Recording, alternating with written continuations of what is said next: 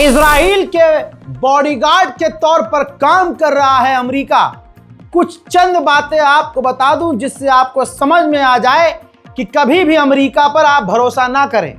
America कभी कभी अच्छे बयान देता है, जनता कहती है यार हाँ यार अमेरिका इतना भी ना। समझिए इजराइल ने क्या किया और इजराइल के हालत आगे और ख़राब होगी।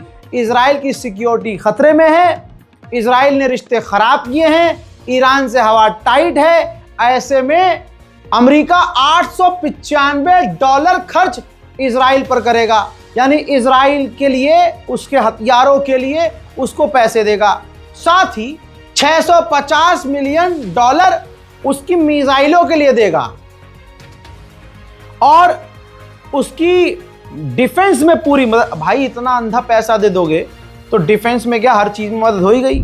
और जो इजराइल से हथियार लेने का मतलब बायकॉट कर रहे हैं उससे भी अमेरिका निपटेगा। और इंटरनेशनल क्रिमिनल कोर्ट ने जो नेतन्याहू के खिलाफ अरेस्ट वारंट जारी किया है उससे भी बचाएगा अमेरिका इजराइल को। यानी सारे जो तीर इजराइल की तरफ जा रहे हैं उन सबको अमेरिका रोकेगा, पहली बात। दूसरी रिपोर्ट आपकी स्क्रीन पर, अमेरिका ने धमकी दी है, वार्निंग दी है उन देशों को जो कह रहे हैं कि हम फिलिस्तीन को मान्यता देंगे। कहा कि अगर आप लोगों ने इजराइल की बात के खिलाफ जाकर, उसकी मर्जी के खिलाफ जाकर फिलिस्तीन को मान्यता दी, फिर इजराइल आपको जवाब देगा। आपको पता है इजराइल जवाब मिसाइलों और हमलों से देता है। तो नेतन्याहू तो धमकी दे ही रहा है, अमेरिका भी खुली खुली धमकी दे रहा है। अब इजराइल को जब खुल्लम खुल्ला सपोर्ट मिल रहा है वो भी अमेरिका से, तो होगा क्या। अब ये दोनों तरफ की तस्वीरें देखिए। इजराइल मैक्सिमम लेवल पर, ये जो अरब देशों की मीटिंग हुई है इससे 1 इंच भी फर्क इजराइल पे नहीं पड़ा है, बल्कि वो गाजा में और बड़े हमले कर रहा है, बिल्डिंगों को और भारी मात्रा में तबाह कर रहा है, बर्बाद कर रहा है, दनादन हमले करके बिल्डिंगों को उड़ा रहा है। बताइए अरब देशों का, मुस्लिम देशों का ये इतनी बड़ी मीटिंग करने का 1% फायदा मुसलमानों बता दो, कोई फायदा नहीं। बल्कि ऐसा लग रहा है कि अरब देशों ने मीटिंग करी तो उसकी तिलमिलाहट कुछ इस तरह से है इजराइल की कि उसने गाजा में देर रात को हमला किया। हाथ जोड़कर माफी मांगूंगा आप लोगों से कि मैं वीडियो को ब्लर कर रहा हूं, लेकिन इसी की चर्चा अब 2-3 दिन आपके पास आएगी। 2-3 दिन तक, या हो सकता है लेट आए। मैं आपको लाइव बता रहा हूं कि इजराइल ने गाजा पर ऐसा हमला किया कि लोग जिंदा जल रहे हैं। इस वीडियो के अंदर जो मैं आपको सेंसर करके दिखा रहा हूं, इसमें लोगों के हाथ पैर दिख रहे हैं, हाथ पैर चला रहे हैं, वो जिंदा जल रहे हैं। इजराइल इस कदर गाजा के अंदर तबाही मचा रहा है, नरसंहार कर रहा है, और 1 इंच भी अरब देशों की मीटिंग का कोई फर्क नहीं पड़ रहा है। अमेरिका का विदेश मंत्री इजराइल आया था, नेतन्याहू ने उससे भी वेस्ट बैंक पर कब्जे का जो प्लान है वो शेयर किया है। यानी देख लीजिए, लिख लीजिए, कल बात सामने आएगी कि ये अमेरिका के विदेश मंत्री ने खुली छूट दी है कि आप करो वेस्ट बैंक पर कब्जा। हकीकत यही है, अमेरिका का राष्ट्रपति डोनाल्ड ट्रंप, कोई भी नेता खड़ा होकर 1 इंच भी अगर, 1 mm भी अगर ये नरमी दिखाते हैं कि नहीं नहीं इजराइल ने गलत किया, वेस्ट बैंक पर कब्जा नहीं करना चाहिए, झूठ। अमेरिका ही कह रहा है कि पूरे फिलिस्तीन पर कब्जा। इजराइल ने यमन पर जो हमला किया कुछ वक्त पहले, जिसमें मैंने बताया 10 पत्रकार मारे गए और आम लोग मारे गए। हजरात वो संख्या पत्रकारों की सिर्फ 10 नहीं है। आइए, ये वो 30 पत्रकार मैं आपको दिखा रहा हूं जो शहीद हो गए, मारे गए। पत्रकारों को इजराइल खासकर निशाना बनाता है, खासकर टारगेट करता है। गाजा, फिलिस्तीन, वेस्ट बैंक तो अलग है, लेबनान अलग है। यमन पर देखिए, ये कोई आतंकवादी नहीं, पत्रकार थे। यानी 30 तो यमन के सिर्फ पत्रकारों को इजराइल ने अपनी बमबारी में कत्ल कर दिया। उधर फिलिस्तीन में यानी गजा के जो सेंटर में, गाजा सिटी में रहने वाले लोग हैं, मजबूर हैं, 10 दिन हो चुके हैं, तेजी से गाजा सिटी को खाली करने पर मजबूर हो चुके हैं गाजा के लोग। देखिए,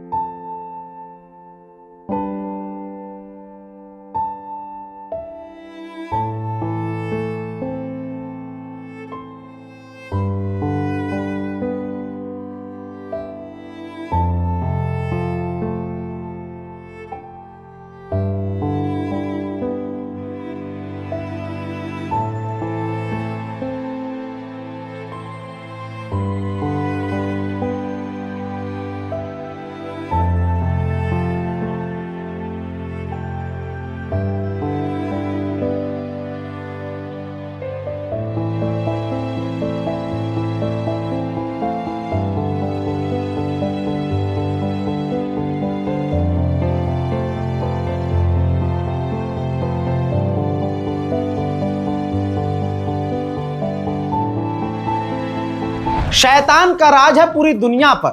कहीं भी जाएं, बुराई ऊपर है, अच्छाई नीचे है। कोई हक बात करेगा तो उसको दुनिया आतंकवादी, दहशतगर्द, देश का गद्दार, ये सब कहेगी। और कोई आतंकवादी होगा, आतंक मचाएगा, दहशतगर्दी करेगा, बच्चों को मारेगा, लोगों को जिंदा जलाएगा, देशों पर कब्जा करेगा, अनस्टेबिलिटी पैदा करेगा, वो अमन पसंद कहलाएगा। भाई, जर्मनी का चांसलर जर्मनी में ही यहूदियों के प्रोग्राम में पहुंचा, यहूदियों की 1.25 इंच की टोपी सर पे पहनी और यहूदियों के लिए एक इमोशनल स्पीच तैयार करके ले गया। हिपोक्रेसी की सीमा देखिए। वो यहूदियों के हक में बयान देते देते उसका मुद्दा यह था कि यहूदियों के साथ दुनिया में कितना जुल्म किया जा रहा है, और ये बात बोलते बोलते वो रोने लगा। उसकी ये तकरीर सुनने के बाद वहां बैठे यहूदी और दूसरे लोग भी रोने लगे। अरे नंगेपन की इंतहा हो गई भाई, देखिए तो सही। Wir wissen im Rückblick, dass die Novemberpogrome von 1938 nur der Auftakt waren für das Menschheitsverbrechen der Shoah, für den Versuch der systematischen, geradezu industrialisierten Auslöschung des jüdischen Volkes. Eine Tat, die so monströs ist, die so radikal böse ist, dass sie, um mit der großen deutsch-jüdischen Denkerin Hannah Arendt zu sprechen, einfach nicht hätte passieren dürfen unter uns Menschen.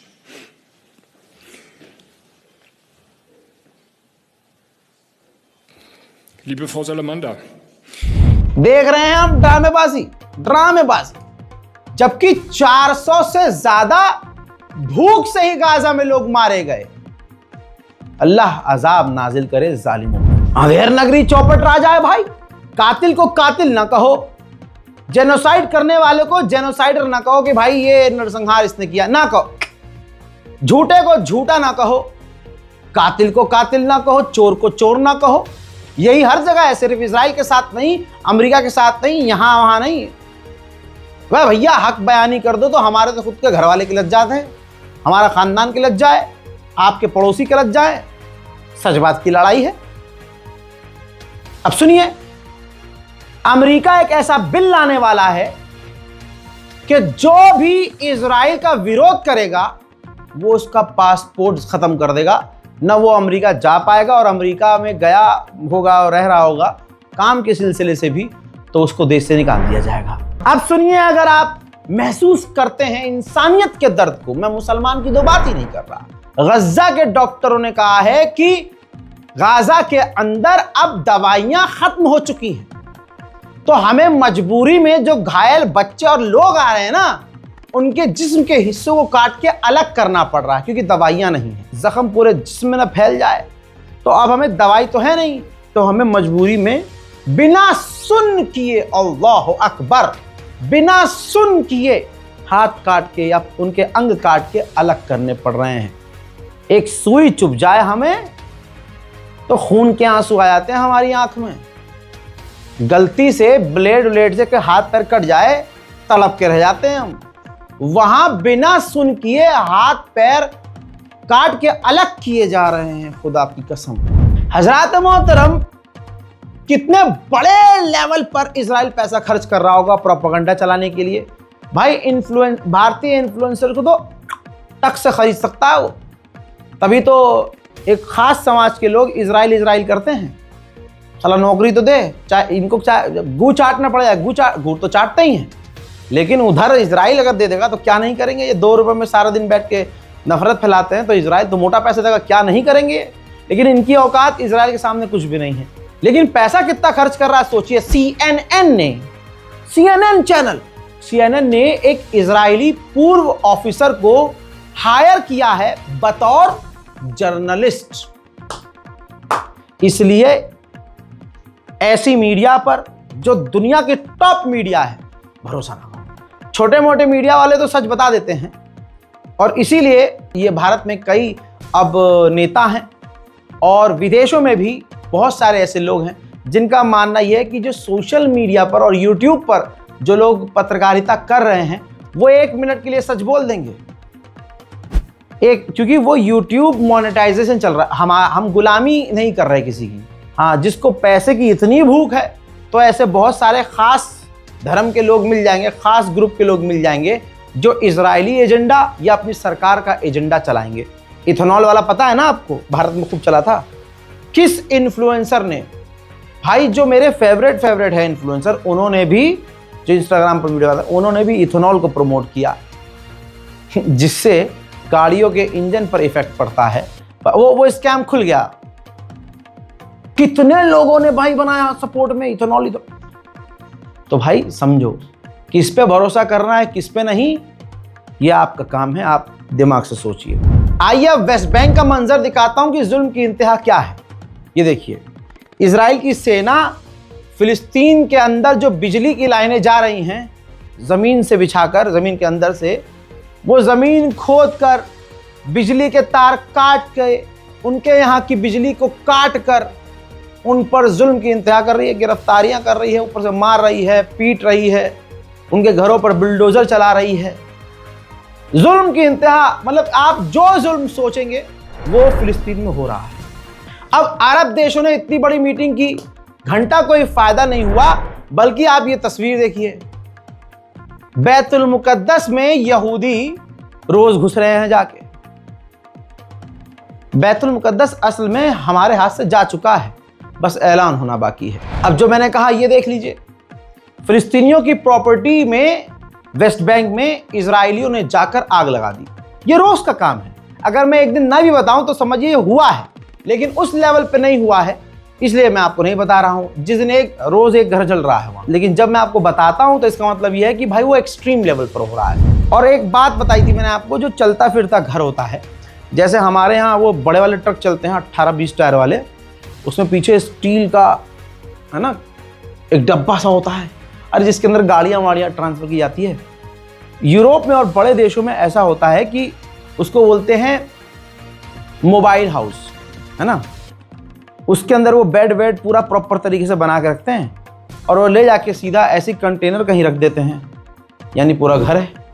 अब ये video देखिए, ऐसे ही container वाले घर बनाकर Israeli लोग उस container को, उस चलते फिरते मोबाइल हाउस को, मोबाइल होम को अपनी गाड़ियों पर, ट्रक पर लाद कर, फिर क्रेन वहाँ पहले से मौजूद है, क्रेन से उसे उठाकर फिलिस्तीनियों की यानी वेस्ट बैंक के इलाके में जो जगह उन्हें पसंद आ रही है वो वहाँ अपना चलता फिरता घर इंस्टॉल कर देते हैं, रख देते हैं। अब वहाँ ना खिड़की दरवाजे की ज़रूरत है, क्योंकि वो बना बनाया पूरा घर बना के ला रहे हैं और वहाँ रख के इस तरह से फिलिस्तीन के वेस्ट बैंक पर कब्जा कर रहे हैं। एक देश है, नाम सुना होगा, लग्जमबर्ग। उसने ऐलान किया है कि हम भी फिलिस्तीन को मान्यता देने वाले हैं। उधर 84 एनजीओज ने मांग की है कि इजराइल के साथ तमाम कामकाज एग्रीमेंट खत्म कर देना चाहिए, बंद कर देना चाहिए। जस्ट एक बड़ी खबर आई है मेरे पास, वो ये कि अमेरिका और इजराइल तमाम देशों से, आसपास के, खासकर ईरान से भी बात कर रहे हैं इस बारे में कि हमास के जो लीडर गज्जा में हैं वो वहां से चले जाएं, हम जाने देंगे उन्हें, और वो ट्यूनीशिया चले जाएं, हम उन्हें कुछ नहीं कहेंगे। वहीं तुर्की के विदेश मंत्री ने कहा कि इजराइल जो अपने इलाके को बढ़ाना चाहता है, ये बात पूरे इलाके के लिए खतरा है।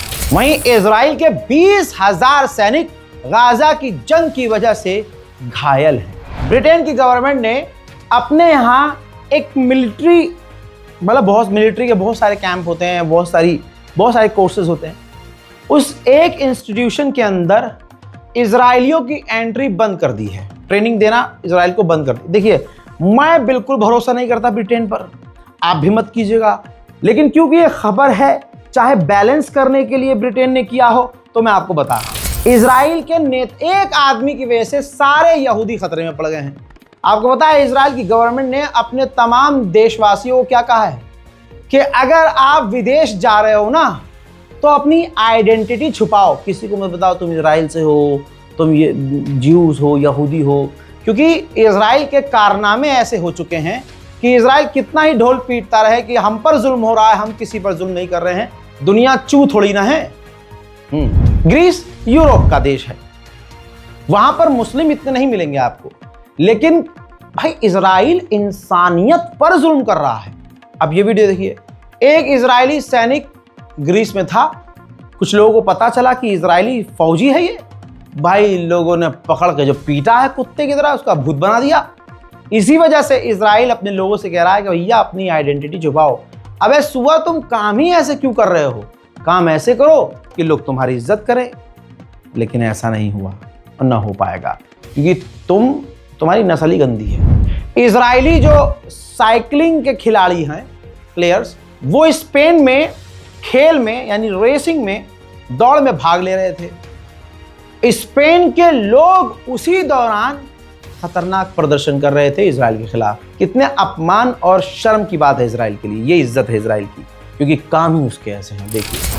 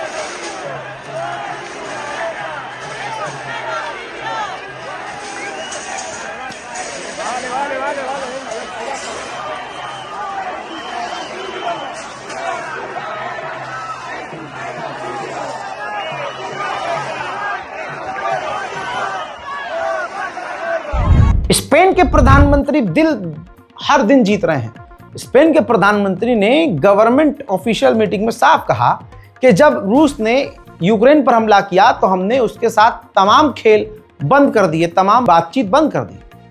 हमने अब तक इजराइल के साथ ये खेल वेल बंद क्यों नहीं किया? तमाम पक्ष और विपक्ष के लोगों ने ताली बजाकर इस बयान का स्वागत किया। Nosotros, por supuesto, que rechazamos siempre la violencia. Faltaría más. Lo hemos hecho siempre. Sentimos, como dije ayer, una profunda admiración y respeto por nuestros deportistas, por los ciclistas de la Vuelta Ciclista a España. Por eso se puso ayer su seguridad por delante de cualquier otra cuestión. Pero también sentimos un inmenso respeto y una profunda admiración por una sociedad civil española que se moviliza contra la injusticia y defiende su idea de forma pacífica.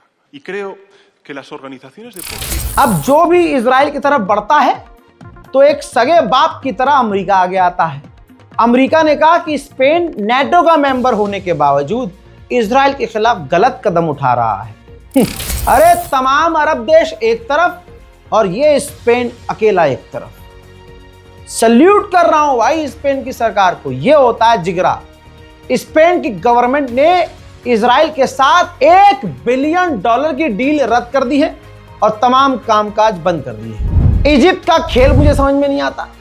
ससुरा, एक तो Egypt अच्छे बयान दे रहा है Israel के खिलाफ, लेकिन ये देखिए अमेरिका के एयरफोर्स इस वक्त इजिप्ट में मौजूद हैं और इजिप्ट की एयरफोर्स और अमेरिका की एयरफोर्स ड्रिल कर रही है साथ। एक और मंजर दिखाता हूं, यह हुथीस का ड्रोन इजराइल के इलाके में घुसा जिसे इजराइल ने मार दिया। देखिए यहां धर्म की लड़ाई, मजहब की लड़ाई नहीं है यार, इंसानियत की लड़ाई है। ज्यूज भी बहुत अच्छे होते हैं, बहुत बड़े दिल वाले भी हैं भाई। इंसान अच्छे और बुरे की है, कौन अच्छा है? जो अच्छा होगा वो मजलूम के साथ होगा, जो बुरा होगा वो आपको पता है किस साइड होगा। हॉलीवुड की एक्ट्रेस हैं टॉप की, उन्होंने अवार्ड जीता अमेरिका में ही।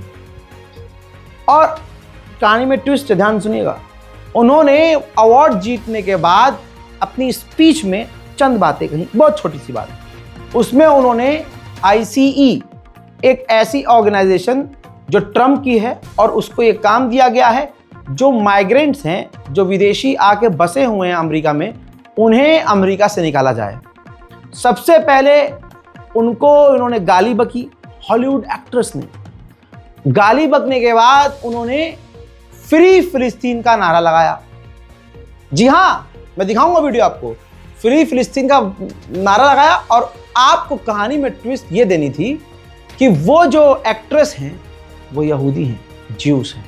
यानी वो जो कहा था मैंने, अच्छे और बुरे की लड़ाई है, धर्म की लड़ाई नहीं है। अब देखिए video. Finally, I'll pay the difference. Sorry. Finally, I just want to say, finally, go Birds, and free Palestine. Thank you. हज़रात मोहतरम, आदत से मजबूर इजराइल ने एक बार फिर से सीरिया पर बमबारी की है और जोलानी आपका पसंदीदा आदमी चूड़ी पहनकर देखता रहा। वहीं कतर के अंदर जोलानी ने मोहम्मद बिन सलमान से भी मुलाकात की है। हालांकि दोनों के बीच खिचड़ी क्या पकी है, बात क्या हुई है, अभी वो बातें सामने नहीं आई हैं। उधर इजराइल पूरी तरह से दादागिरी कर ही रहा है सीरिया से, कह रहा है हम माउंट हेरमोन पर रहेंगे। और वो माउंट हेरमोन बहुत इंपॉर्टेंट हिस्सा है, ऊंचा इलाका है और नजर रखने के लिए आसपास बहुत खास जगह। सीरिया मना कर रहा है हालांकि, लेकिन इजराइल कहां सुनेगा। आदत से मजबूर, फिर वही बात, लेबनान से सीज फायर है इजराइल का, लेकिन उसने ये देखिए एक बार फिर से लेबनान पर हमले किए हैं। आम लोगों की मौत हुई है, सिविलियंस मारे गए हैं, कई घायल हैं। इस हराम के पिल्ले को अवार्ड की इसके पिछवाड़े में कोई यार अवार्ड घुसा है और मुंह से बाहर निकाले। मैं बात कर रहा हूं हाँ सफेद सुअर की। ये खुद फसाद करवाता है, खुद हरामीपना करता है और फिर भीख मांगता है अवार्ड की। अगर अवार्ड लेके ये हरामी शांत हो जाए, दुनिया में ये बवाल करना बंद कर दे, तो भाई से दे दो अवार्ड। समझो इस साल का अवार्ड नाले में गया। ये कह रहा है, सफाई दे रहा है मीडिया के सामने कि कतर पर हमला करने से पहले इजराइल ने हमें नहीं बताया था और मैं जानता हूं कि अब इजराइल कतर पर हमला नहीं करेगा। उधर नेतन्याहू धमकी पे धमकी कतर को दे रहा है। ये पागल सुअर कह रहा है कि हमला नहीं करेगा और कतर हमारा बहुत करीबी सहयोगी है। मैं मिडिल ईस्ट में बहुत अच्छा कर रहा हूं, हाँ मिडिल ईस्ट में बहुत अच्छा कर रहा हूं, मुझे अवार्ड मिलना चाहिए। अबे जो तुझे मिलना चाहिए, मैं परिवार देख रहा है, अम्मा बहनें देख रही हैं, मेरे मुंह से कुछ निकल जाएगा। देखिए। And a woman, in many cases, women, you can see they're professional agitators. I had one the other night. I had 4 the other night, all in one group, total phonies. I started to scream when I got into a restaurant, oh, you know, something with Palestine. And I said, well, I'm doing a great job for peace in the Middle East. I should get lots of awards for that, right? With the Abraham Accords and everything else. But a woman just stood up and started screaming. And she got booed out of the place too. The people, there were a lot of people in the restaurant. अब जो Netanyahu को support करने वाले लोग हैं, उनके मुंह में मैं मूतना चाहता हूं। ये देखिए, ये नेतन्याहू का ही देश है, इजराइल है। ये इजराइल की राजधानी तेल अवीव है। क्या लिखा है? जनता ने बैनर क्या पकड़ा? Netanyahu stop deceiving president Trump. कुल मिलाकर यहां पर नेतन्याहू के खिलाफ प्रदर्शन हो रहा है। हमारे यहाँ तो नहीं होता है, नेपाल का आपने देख लिया है, लेकिन आप ये देखिए, जो भारत और इधर उधर बैठे हुए कुछ चिमगंडुए हैं, वो कह रहे हैं बी स्टैंड विद इजराइल। आप ये देखिए, इजराइल की जनता खुद नेतन्याहू के साथ नहीं है। तेल अवीव में लाखों की यहूदी जनता सड़कों पर प्रदर्शन कर रही है। तो दोस्तों, ये हाल है। इस बारकोड का इस्तेमाल कीजिए। बारकोड काम ना करे, रोज बताता हूं, तो आपको देखिए, सेविंग अकाउंट है, IFSC कोड है और कोटक महिंद्रा अकाउंट है, नाम अली रजा है। बैंक ट्रांसफर पर क्लिक कीजिए अपनी ऐप में, और आप अगर मदद करना चाहते हैं तो मदद कीजिए, वरना सबसे बेहतरीन तरीका है कि दुआ कीजिए, इबादत कीजिए, दुआ कीजिए। साथ आसपास जो माहौल खराब हो रहा है उससे बच के रहिए। एक मुसलमान भाई दूसरे मुसलमान भाई की गलती को इग्नोर करे। खून गर्म जहां होना चाहिए वहां करे। अपना सारा जोश, सारी ताकत किसी मुसलमान पर ना दिखाए। दुआ करे कि हमारे मुल्क में शांति और अमन आए, और अपने आप को संभालने और सुधारने की कोशिश करें, क्योंकि बदलाव अपने अंदर से आता है। इस रिपोर्ट को शेयर कीजिए, चैनल हमारे रज़ाग्राफी अनस्क्रिप्टेड को सब्सक्राइब कीजिए, अपनी राय कमेंट में नीचे जरूर लिखिए। जय हिंद।